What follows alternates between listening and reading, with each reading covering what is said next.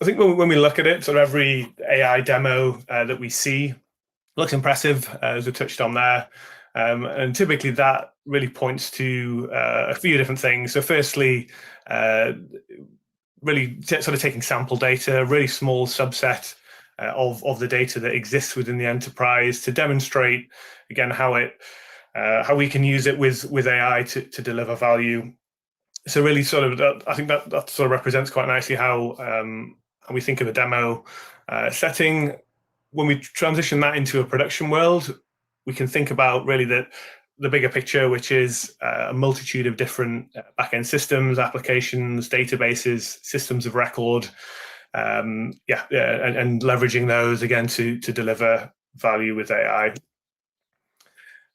Second to that as well, I think oftentimes it's very tempting to build AI use cases around the common happy path scenarios. So thinking about what of the different scenarios that may exist within a given AI use case, really just looking at the ones that are going to work every time, and not really thinking about the edge cases that surround those as well.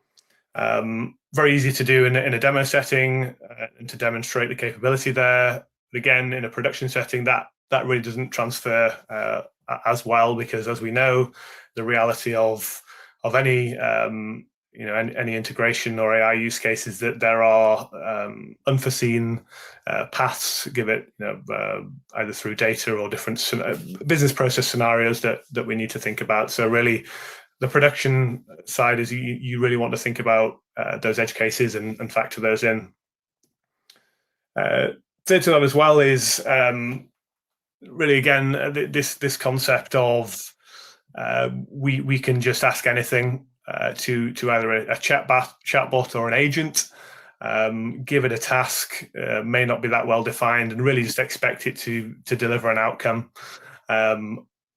That the 99% of the time doesn't happen in the real world.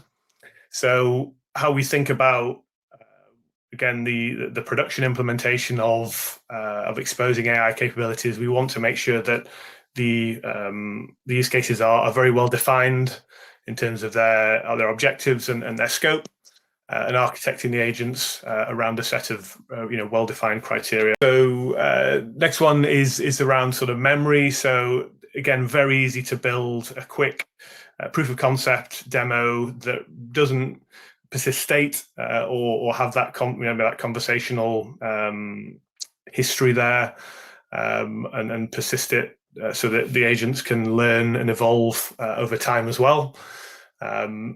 And again, in a production setting, we want to make sure that that every interaction with the AI is aware of the context, and also that it's audited, from request through to pulling in the different data sources all the way through to the outcome, and being able to audit that end to end.